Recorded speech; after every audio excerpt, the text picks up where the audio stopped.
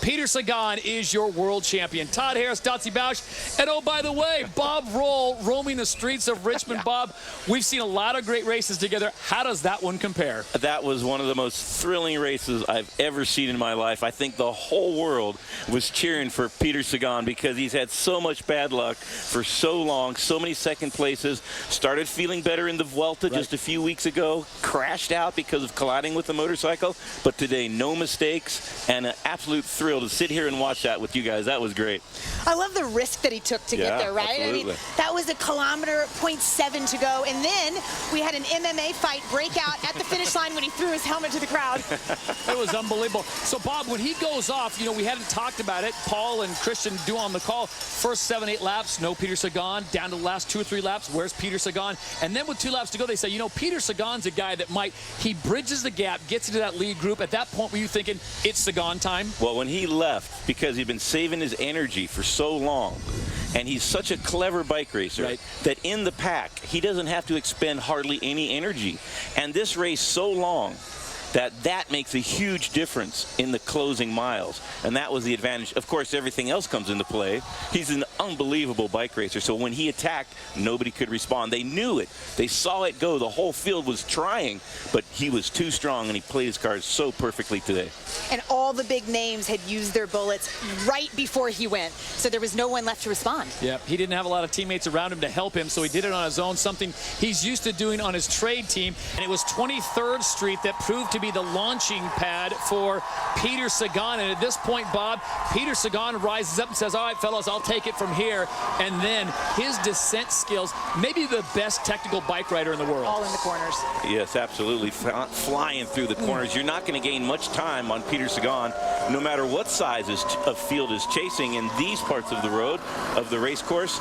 And here, there's just a little bit of hesitation in the chase. Van Avermaet's trying to come across. Well, he can't quite make it. Bohag can't quite help. And so Sagan all the way to the finish line. You give him an inch, he's going to take a mile. And he drove that all the way to the finish. Pretty handy time trialer also. And he needed every bit of his strength to get to the line first. He gets down into that profile position. At this point, Dotsie, he is digging for everything smartly, dumps the water bottles before he goes on the final climb, and that is all him. I saw that little ditch, and you could see him look back with about 700 to go and then 500 to go. He didn't know he had it, and then he got down so low, and it's everything. You can't look back anymore. Your legs are filled with lactic acid. They feel like logs. You're hardly even going in your legs. It's all hard at that point. And the crowning moment in 2015, Peter Sagan is a world champion.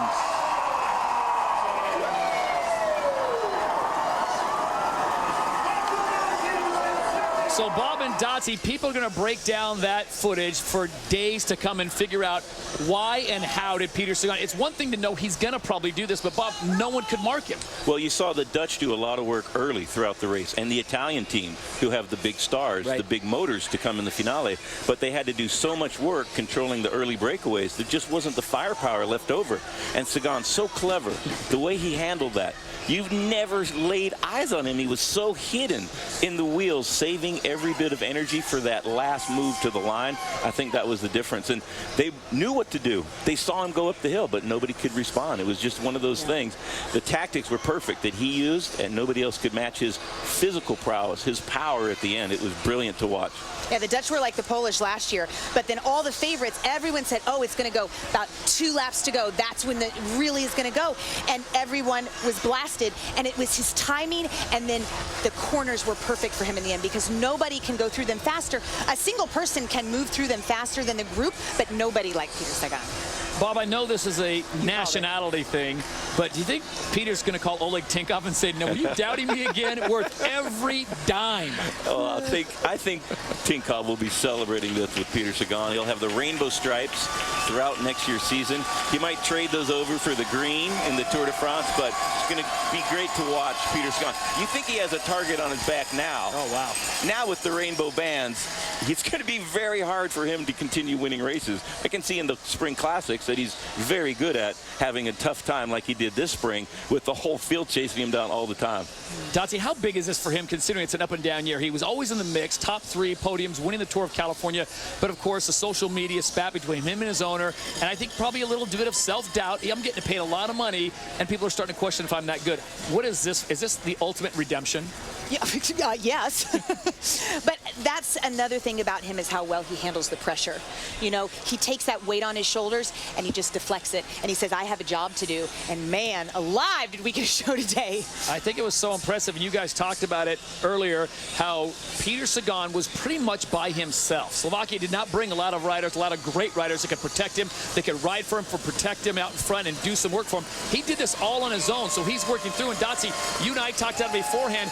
They know Peter Sagan. They know what he's about. No one was going to work with him, Bob, and he somehow found a way to find himself in the lead group, and then when it counted most, flipped the switch. Yeah, he cannot go in a breakaway like Bonin did. Right. Nobody will work with him, and we saw that in the Tour de France. He goes in the break, he makes the move, everybody sits on him because they know how dangerous he is on the climbs in the sprints.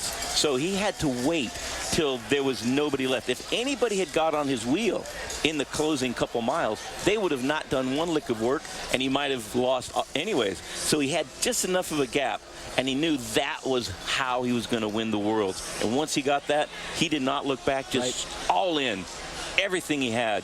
And it was agonizing to watch those few hundred meters in the finish line. You could feel the lactate just rising up through his legs, but he made it to the line in time, and that was an absolutely brilliant ride. One for the ages. I love watching that.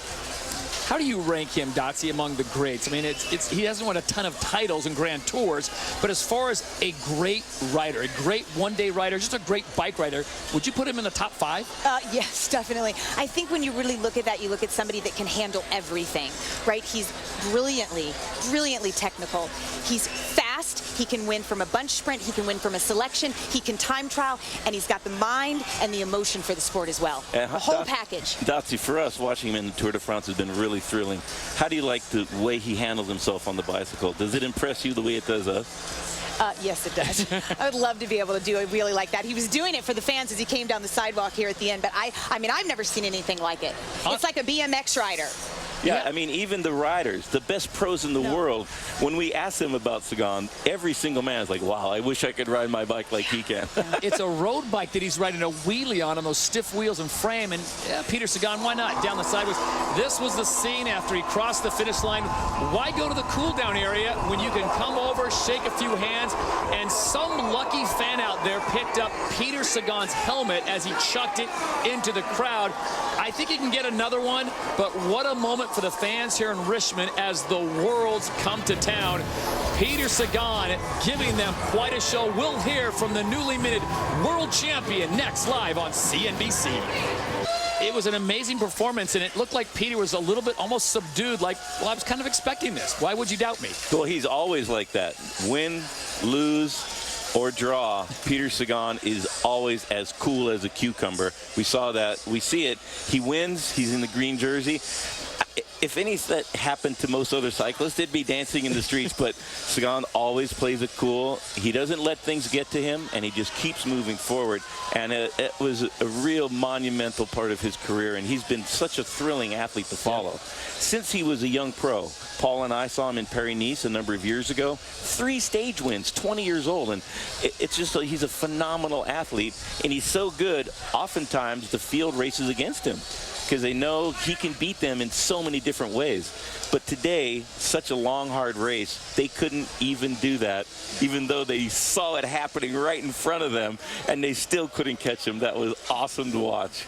I loved how we talked about it was, you know, more than just bike racing today. Right. Inspiration and motivation for the people, and giving cycling someone to believe in again. Peter Sagan, where does he go from here? He's just 25 years of age. Is this a point now where he transitions to being a team leader and starts maybe knocking off some Grand Tours? Grand Tours, I think, are a little bit far for him physiologically. He's a pretty big kid. Yeah. He might lose some of that baby fat in the years to come. Technique-wise, he's Look at this. Unbelievable. Come on. You're pedaling on the top tube. That gives you an extra couple of miles an hour. That might have been the difference. To get the gap established, he was able to keep that to the finish line.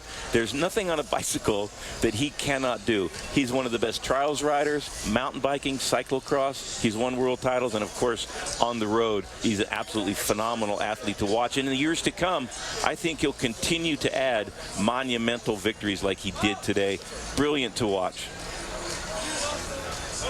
I think we'll definitely see him win many, many, many stages of these Grand Tours. Maybe not, like you said, physiologically as a Grand Tour overall winner, but I'm not counting that out.